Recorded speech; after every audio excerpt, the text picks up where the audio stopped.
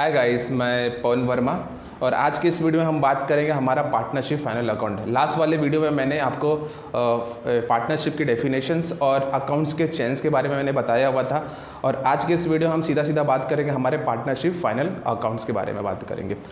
तो हमारा टॉपिक कौन सा होगा आज का? Partnership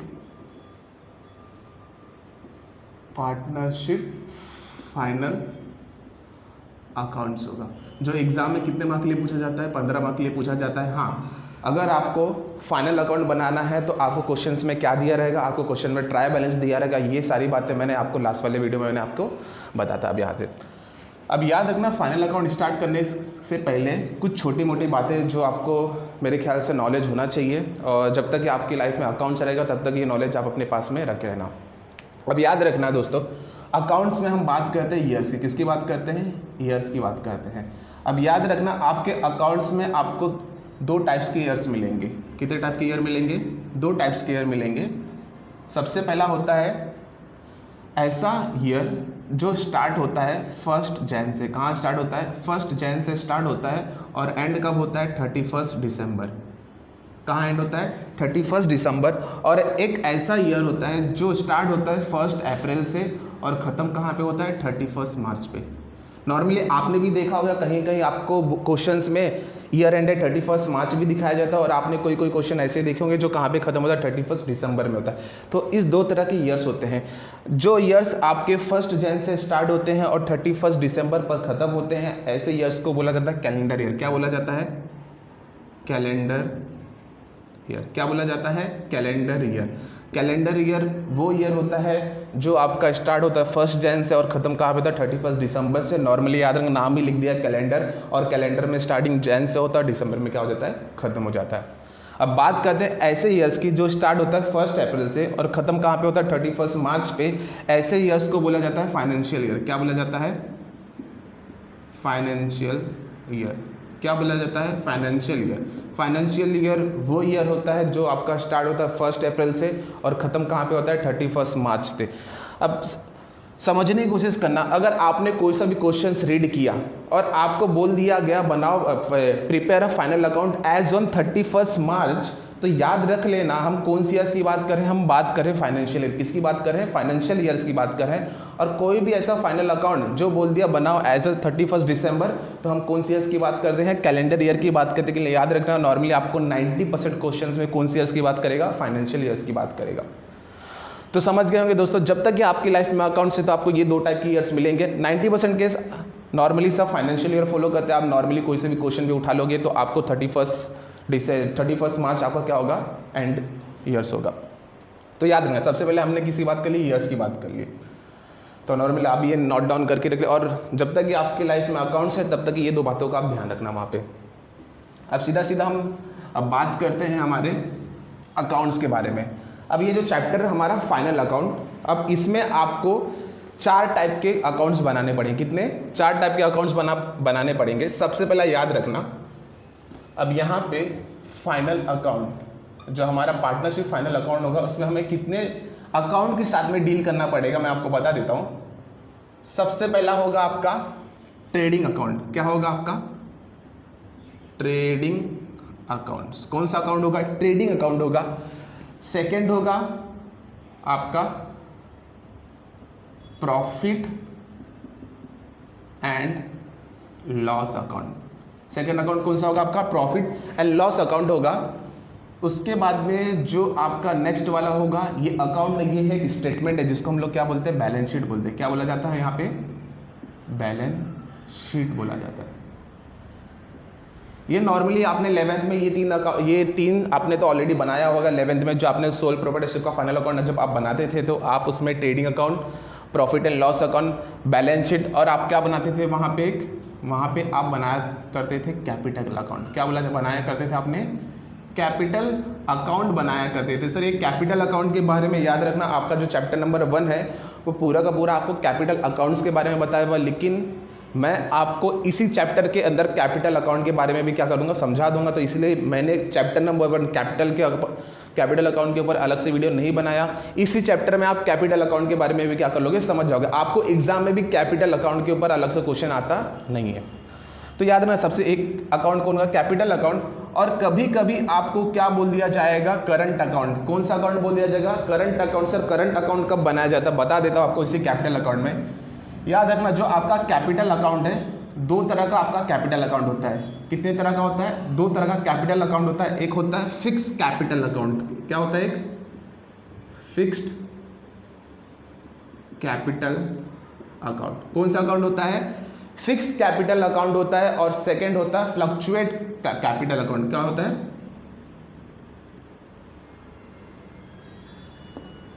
fluctuate capital account. तो याद रखना आपके चैप्टर नंबर 1 में कैपिटल, दो तरह का कैपिटल होगा, एक होगा फिक्स कैपिटल, दूसरा होगा फ्लक्चुएट कैपिटल मेथड। तो याद रखना ये दो मेथड आपके कैपिटल अकाउंट में फॉलो किया जाता है। जब आपको फिक्स कैपिटल बोला होगा, क्या बोला होगा, फिक्स कैपिटल, नाम में ही क्या लिख दिया हुआ है, फिक्स। तो याद रखना आपको इस मेथड के अंदर आपके कैपिटल के अंदर थोड़ा भी चेंजेस करने की ज़रूरत नहीं होगी, क्योंकि नाम में ही क्या लिख दी है, फिक्स। तो याद रखना जब आपको फिक्स कैपिटल मेथड बोला होता है तो उस टाइम पे आपको दो अकाउंट बनाना पड़ता है। एक तो नॉर्मली आपको कैपिटल अकाउंट ही बनाना पड़ेगा, और सेकेंड आपको क्या बनाना पड़ेगा, करंट अकाउंट बनाना पड़ेगा। क्या बनाना पड़ेगा, करंट अकाउंट बनाना पड़ेगा, क्योंकि नाम में ही लिख दिया गया है फिक्स। तो आप कैपिटल अकाउंट को टच नहीं कर सकते। हाँ, लेकिन अगर आपको कोई एडजस्टमेंट होगा तो उस एडजस्टमेंट को डील करने के लिए आपको कौन सा अकाउंट दे दिया गया है, करंट अकाउंट ही दे दिया गया हुआ। तो आप क्या करोगे, पहले आपके करंट अकाउंट को क्लोज करोगे और सारा का सारा जो एडजस्टमेंट होगा आप करंट अकाउंट में क्या करोगे, उसको सॉल्व कर लोगे। फिक्स कैपिटल को आपको चुनने की जरूरत वहाँ पे नहीं होगी। सेकेंड मेथड है फ्लक्चुएट कैपिटल मेथड। कौन सा, फ्लक्चुएट कैपिटल मेथड। जब आपको फ्लक्चुएट कैपिटल मेथड बोल दिया जाएगा तो आपको केवल क्या बनाना पड़ेगा, कैपिटल अकाउंट। क्या बनाना पड़ेगा, कैपिटल अकाउंट। तो इसी तरह दोस्तों याद रखना जब आपको फाइनल अकाउंट में दिया रहेगा, अगर आपको उसमें फिक्स कैपिटल मेथड से बारे में बोला गया हुआ है, नॉर्मली आपको कभी क्वेश्चन में से बोला नहीं रहेगा कि फिक्स कैपिटल या फिर फ्लक्चुएट कैपिटल है। आपको अगर ट्राई बैलेंस के अंदर करंट अकाउंट दिख गया तो आप समझ ही जाना दोस्तों वो कौन से मेथड की बात कर रहा है, फिक्स कैपिटल मेथड। आप ट्राई बैलेंस में जब क्वेश्चन सॉल्व करोगे आपको उसमें दिख जाएगा पार्टनर्स करंट अकाउंट। अगर उसने बोल दिया है पार्टनर्स करंट अकाउंट तो आप समझ ही जाना दोस्तों वो कौन से मेथड की बात कर रहा है, फिक्स कैपिटल मेथड की बात कर रहा है। तो याद रखना आपको दोस्तों फाइनल अकाउंट इस चैप्टर में आपको 1, 2, 3, अगर फिक्स कैपिटल मेथड होगा तो 2 और ऐड हो जाएंगे। अगर आपका फ्लक्चुएट कैपिटल मेथड होगा तो आपको क्या बनाना पड़ेगा, केवल कैपिटल अकाउंट बनाना पड़ेगा। नॉर्मली जो केस में कुछ 10 या 12% केस में जिसमें आपको करंट अकाउंट बनाना पड़ता है, या फिर और ज़्यादा के केस में आपको केवल कैपिटल अकाउंट ही वहाँ पे क्या करना पड़ेगा, प्रिपेयर करना पड़ेगा। तो दोस्तों ये 4 अकाउंट है या फिर 5 अकाउंट है, ये आपको फाइनल अकाउंट में क्या करना पड़ेगा, उसके साथ में डील करना पड़ेगा। अब हम क्या करेंगे, एक एक करके क्या करेंगे, हम उसको सॉल्व करने की कोशिश करेंगे। अब बात करते हैं trading account, profit and loss account and the balance sheet की बात करते हैं। और ये कैपिटल के जो टॉपिक है उसको थोड़ा साइड में करके रख लेते हैं हम थोड़े कुछ टाइम के लिए। हो गया। अब यहाँ पे देखना दोस्तों, अभी जस्ट थोड़ी देर पहले मैंने किसके बारे में बताया था आपको, ईयर्स के बारे में बताया था। 2 टाइप के ईयर्स होते हैं, एक कैलेंडर ईयर होता है और सेकेंड कौन सा होता है, फाइनेंशियल ईयर होता है। जो 90% केस में मैंने आपको क्या बोला, जो हमारा जो ईयर्स होता है वो फाइनेंशियल ईयर पे क्या करता है, फॉलो किया जाता है। तो अब हम भी जितने भी क्वेश्चंस करेंगे मान के क्या चलेंगे, वो कौन सी ईयर फॉलो करें, फाइनेंशियल ईयर फॉलो करें, जिसका एंड होगा 31 मार्च के ऊपर होगा। अब यहाँ पे समझने की कोशिश करना। अब बात करते हैं आपके ये 3 अकाउंट्स को, जिसमें से नॉर्मली 2 अकाउंट्स और एक क्या होता है, बैलेंस शीट होता है। अब याद रखना नॉर्मली जब कभी भी हम बात करेंगे ट्रेडिंग अकाउंट की, इसकी बात करेंगे ट्रेडिंग अकाउंट की, मैं यहाँ पे एक छोटा सा ट्रेडिंग अकाउंट ड्रॉ कर देता हूँ।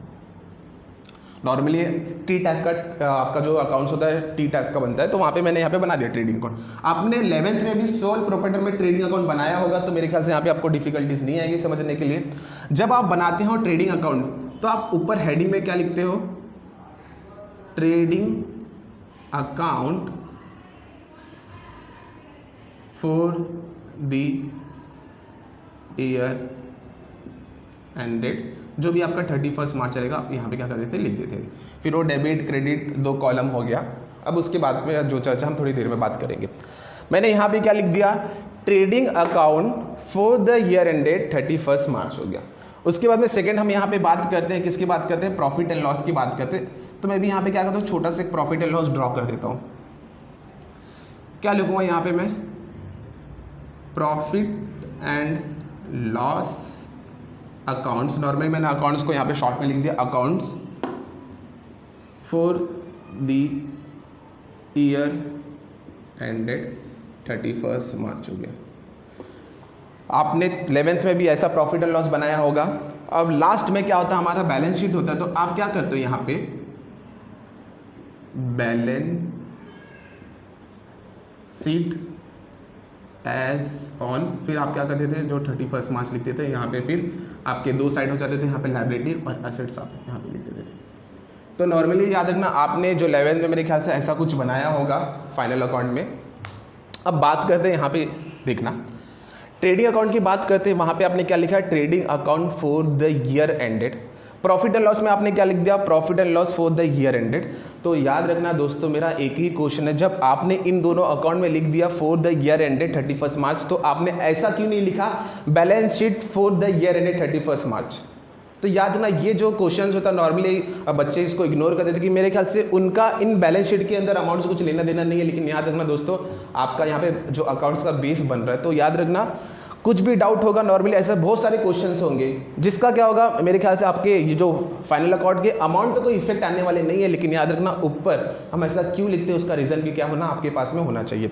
तो याद रखना, पहला क्वेश्चन मेरा क्या था, अगर आपने यहाँ पे लिख दिया trading account for the year ended 31 March, profit and loss for the year ended 31 March, तो याद रखना उसी तरह हम यहाँ पे balance sheet for the year ended 31 मार्च क्यों नहीं लिखते, या फिर हम यहाँ पे ऐसा क्यों नहीं लिखते trading account as on 31 March. हम ऐसा क्यों नहीं लिखते यहाँ पे profit and loss account as on 31 March account. अब इसका रीजन क्या है मैं आपको वो बताने वाला हूँ।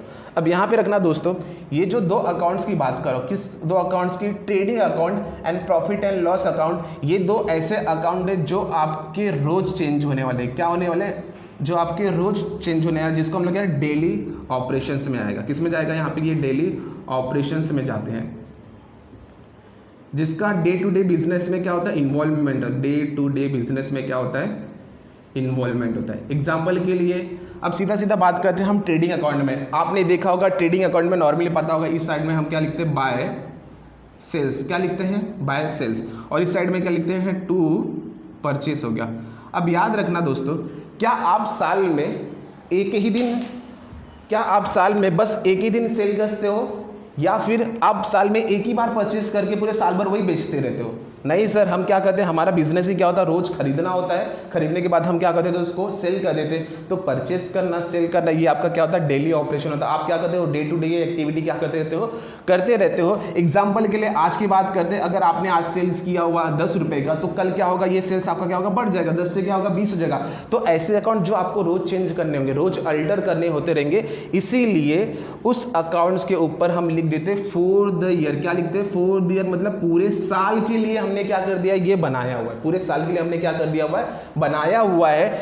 सर ये कितने साल के लिए बनता है, ये आपका ट्रेडिंग अकाउंट और प्रॉफिट एंड लॉस अकाउंट हमेशा आपका, ये दो अकाउंट्स हमेशा आपका 1 ईयर के लिए बनता है। कितने लिए बनता है, 1 ईयर के लिए बनता है। इसका जो जन्म होता है बस 1 साल के लिए होता है, 1 साल के बाद में ये क्या हो जाता है, क्लोज हो जाता है। ये सर किसकी मैं बात करूँ, मैं बात कर रहा हूँ केवल trading and profit and loss account की। तो याद रखना, trading account for the year ended इसलिए लिखा जाता है कि ये दो जो अकाउंट्स है, trading account and profit and loss account, ये आपके डेली ऑपरेशंस में काम आते हैं। एग्जांपल के लिए बात करता हूँ, यहाँ पे प्रॉफिट एंड लॉस अकाउंट में एग्जांपल के लिए लिख देता, आपको पता होगा आपके डेबिट साइड में क्या आता है, टू सैलरी होता है। क्या आप वर्क जो आपके एम्प्लॉइज है उसको आप सैलरी केवल पूरे साल में एक ही बार में दे देते हो क्या उठा के, नहीं सर, हम क्या करते हैं उसको मंथ वाइज देते रहते हो। मतलब जैसा आपका मंथ आते रहता है, आप क्या करते हो, अपने सैलरी को अमाउंट को चेंज करते रहते हो। इसलिए याद रखना, जब हम बनाते हैं ट्रेडिंग अकाउंट और प्रॉफिट एंड लॉस अकाउंट, तो ये अकाउंट हमारा क्या डेली ऑपरेशंस में आता है, डे टू डे एक्टिविटी में से हम यूज करते हैं। जो इन अकाउंट को हम क्या करते हैं, हमेशा डे टू डे क्या होता है, अल्टर करते थे, चेंज करते थे इस अमाउंट को। इसीलिए इसके हेडिंग के ऊपर हम क्या लिखते हैं, फॉर द ईयर एंडेड। क्या लिखते हैं, फॉर द ईयर एंडेड, मतलब ये पूरे साल के लिए, कितने साल के लिए, पूरे साल के लिए है। तो जब कभी आप ट्रेडिंग अकाउंट या profit and loss account for the year ended 31 मार्च जब प्रॉफिट एंड लॉस अकाउंट बनाओगे, तो उसके हेडिंग के ऊपर आप पूरा फॉर द ईयर एंडेड 31 मार्च लिख देना दोस्तों। अगर आपने नहीं लिखा तो एग्जामिनर आपका पूरा 1 मार्क्स क्या कर सकता है, वहाँ से माइनस कर सकता है। तो समझ गए होंगे हम फॉर द ईयर एंडेड क्यों लिखते हैं, क्योंकि याद ना ये पूरे 1 साल के लिए बनता है। हाँ, अब बात करते हैं हम बैलेंस शीट। किसकी बात करते हैं? Balance sheet. याद रखना, बैलेंस शीट एक अकाउंट नहीं होता है, बैलेंस शीट एक स्टेटमेंट होता है। सर ये स्टेटमेंट क्या होता है? आप जैसे धीरे धीरे आगे बढ़ोगे मेरे ख्याल से दोनों के बीच में डिफरेंट समझोगे। अकाउंट्स एंड स्टेटमेंट के बीच में क्या डिफरेंट होगा आप धीरे धीरे वहाँ पर समझोगे। लेकिन अभी के लिए समझना, ये जो बैलेंस शीट होता है ये आपका क्या होता है? एक स्टेटमेंट होता है। क्या होता है? स्टेटमेंट होता है। अब याद रखना सर, अब यहाँ पे बैलेंस शीट एज ऑन 31 मार्च में क्यों लिखा है? मैंने इसके बारे में आपको क्या बताया, ये जो आपका है ये क्या होता है? डे टू डे अल्टर होता है। डे टू डे क्या होता है? चेंज होते रहता है। इसके लिए इस हेडिंग के बाद में क्या लिखा था? फॉर द ईयर एंडेड 31 मार्च लिखा जाता है। लेकिन याद रखना, जो आपका बैलेंस शीट है वो डे टू डे एक्टिविटी में इन्वॉल्व नहीं होता है। वो आपका केवल साल में एक ही बार अल्टर होता है। वो भी कौन से डे में? 31 मार्च के दिन पे। इसलिए लिख दिया था balance sheet as on 31 March. किस दिन के बैलेंस शीट? 31 मार्च। ये क्या डे टू डे सर रोज चेंज किया जाता है? सर कभी नहीं। एग्जांपल के लिए बता देता हूं, अगर आपने असेट्स में आज तक कभी देखा होगा मशीन, क्या देखा होगा? मशीनरी। अगर एग्जांपल के लिए मैंने मशीन लिख दिया 100 रुपीज, मुझे बताओ दोस्तों, क्या मशीन आप रोज बेच दोगे? आज आपने प्रोडक्शन किया और मशीन जाके बेच दोगे, फिर वापस से कल प्रोडक्ट बनाने के लिए वापस से मशीन खरीद के लेके आओगे? नहीं दोस्तों, आप क्या करोगे? मशीन अगर आपने एक बार लेके आ गया तो आप क्या करोगे? आप उसको लाइफ टाइम तक क्या करोगे? मशीन को क्या करते रहोगे? यूज करते रहोगे। तो याद रखना, बैलेंस शीट क्या होता है? किस दिन चेंज होता है? बस 31 मार्च के दिन पे क्या होता है? चेंज होता है। इसीलिए बैलेंस शीट के ऊपर हम क्या लिखते हैं? एज ऑन 31 मार्च लिखा जाता है। सर ये इसकी लाइफ कब तक होती है? इसकी लाइफ जब तक ये आपकी बिजनेस है, जब तक ये आपकी क्या है? बिजनेस है, तब तक ये इसकी लाइफ होती है। अब याद रखना, बात करते हैं हम फाइनेंशियल ईयर। किसकी बात करते हैं? Financial year. ऐसा ईयर जो स्टार्ट कहाँ पे होता है? 1 अप्रैल। कहाँ पे स्टार्ट होता है? 1 अप्रैल पे होता है और ख़त्म कहाँ पे होता है? 31 मार्च पे क्या होता है? ख़त्म हो जाता है। जो आपका ट्रेडिंग अकाउंट और प्रॉफिट एंड लॉस अकाउंट है, उसके हेडिंग के बाद में हम क्या लिखते हैं? फॉर द ईयर एंड, मतलब केवल वो एक साल का होता है। अगर हम नेक्स्ट ईयर में जाएंगे, नेक्स्ट ईयर मतलब क्या? अब आपने बात करते हैं यहाँ पे, अगर 31 मार्च 2019 और 1 अप्रैल 2019 से लेके 31 मार्च 2020, अगर आप नेक्स्ट डे पे जाओगे, नेक्स्ट डे मतलब क्या? 1 अप्रैल 2020, जैसे ही आपने अगले दिन में कदम रखा, आपका ये ट्रेडिंग अकाउंट और प्रॉफिट एंड लॉस अकाउंट क्या हो जाएगा? जीरो हो जाएगा। क्या हो जाएगा? जीरो। क्योंकि याद रखना, उसका एक साल क्या हो गया? खत्म हो गया। अब नए साल में क्या बनेगा? नए साल में वापस से आपका जीरो से स्टार्ट होगा सेल और जीरो से स्टार्ट होगा सैलरी। मतलब आपको हर साल के लिए क्या बनाना पड़ेगा? Trading account and profit and loss account. और हर ट्रेडिंग अकाउंट और प्रॉफिट एंड लॉस का जो लाइफ होता है कितने ईयर का होता है? 1 ईयर्स के लिए होता है। और हर नए साल में आपको क्या करना पड़ेगा? नए साल के लिए नया trading account and profit and account आपको क्या करना पड़ेगा? प्रिपेयर करना पड़ेगा। अब बात करते हैं बैलेंस शीट। किसकी बात करते हैं? बैलेंस शीट की बात करते हैं, जिसकी लाइफ कब तक होती है? सर जब तक आपकी बिजनेस है। एग्जांपल के लिए, जब तक आपकी मशीन है तब तक आप क्या करोगे? जब तक आपका बिजनेस है तब तक आप मशीन उसको क्या करोगे? यूज करते जाओगे। जो आपका बैलेंस शीट होता है वो क्या होता है? अगर बात करता हूँ 31 मार्च 2020 की, अगर आप बिजनेस के लास्ट दिन पे आपका बैलेंस शीट देखोगे और अगले ही दिन बात करता हूँ 1 अप्रैल की, जब आप 1 अप्रैल में आपका अपना बैलेंस शीट देखोगे तो आपको आपकी बैलेंस शीट में एक अमाउंट का भी चेंजेस नहीं आएगा। क्योंकि याद रखना, उसका जो लाइफ है क्या है? लाइफ चलते ही रहेगा। आपको बस trading account profit and loss का क्या हर साल बनाना पड़ेगा। आपका जो बैलेंस शीट होगा आप उसे ही हर साल क्या करते हो जाओगे? यूज करते जाओगे। हाँ, अगर आपको चेंजेस करना होता तो आप किस दिन करते हो? 31 मार्च के दिन उसमें क्या करते हो? आप चेंजेस करते हो।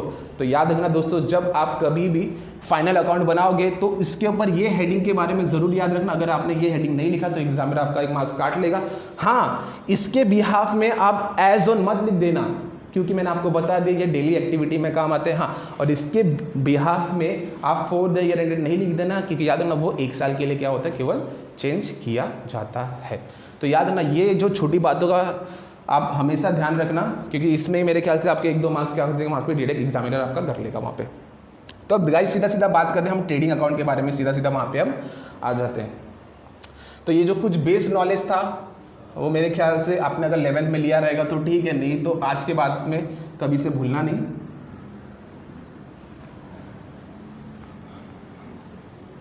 अब यहाँ पे हम सीधा किसके बात करते हैं? ट्रेडिंग अकाउंट की बात करते हैं। और ट्रेडिंग अकाउंट के हेडिंग में क्या लिखना दोस्तों, अब आप लाइफ टाइम तक हमेशा याद रखना प्लीज इसको। अब यहाँ पे हम सीधा किसकी बात करते हैं? ट्रेडिंग अकाउंट फॉर द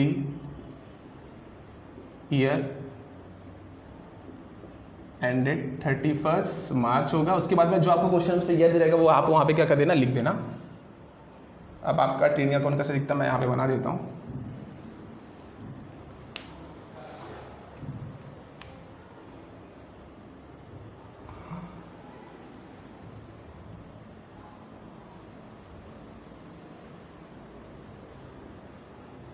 अब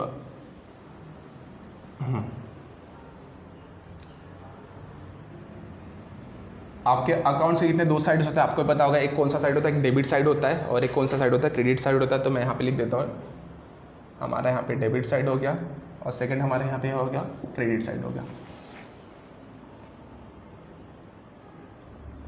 पर्टिकुलर्स रुपीज़ क्या हो गया, पर्टिकुलर्स हो गया। अब ये मैं इनर कॉलम ड्रॉ करके रख देता हूँ। इनर कॉलम की हमें क्या पड़ती है, ज़रूरत पड़ती है कैलकुलेशन के लिए। मेरे ख्याल से आपको बेटर होगा अगर आप इनर कॉलम ड्रॉ कर लोगे तो वहाँ पे। तो जब आप कभी भी फाइनल अकाउंट बनाते हो तो आप हमेशा नॉर्मली आपको भी हैबिट होगी, आप दो कॉलम बनाते हो। जो अंदर वाला कॉलम होता है उसको इनर कॉलम बोला जाता है और बाहर वाले कॉलम को क्या बोलते हैं, आउटर कॉलम। यहाँ पे हम क्या करते हैं, उसको बोला जाता है। अब याद रखना, हम सीधा सीधा बात करते हैं trading account for the year 31 March. Trading account के बारे में हम यहाँ क्या करते हैं, यहाँ पे डिस्कस करते हैं। अब गाइस समझना, जो ट्रेडिंग अकाउंट है, आपको ट्रेडिंग अकाउंट में कुछ फॉर्मेट दिए गए हैं। क्या दिए गए हैं, फॉर्मेट दिए गए और उस फॉर्मेट को आपको क्या करना पड़ेगा, हमेशा क्या करना पड़ेगा, फॉलो करना पड़ेगा। फॉर्मेट का मतलब क्या होता है, आप फॉर्मेट में थोड़ी भी चेंजेस नहीं कर सकते। सर कितने पूरे फॉर्मेट है, नहीं सर, बस कुछ टॉपिक ऐसे, मतलब कुछ पॉइंट ऐसे जो आपको वहीं बोले तो आपको वहीं पे ही लिखना होगा। आप अपने मन से कहीं और पे नहीं लिख सकते हो। तो गाइस अभी क्या करेंगे, हम सीधा अगले वीडियो हम क्या करेंगे, इसके सारे आइटम के क्या करेंगे, जितने भी इसके आइटम होते हैं ट्रेडिंग अकाउंट, इससे क्या करेंगे हम सीधा वहाँ पे डिस्कस करेंगे। Thank you.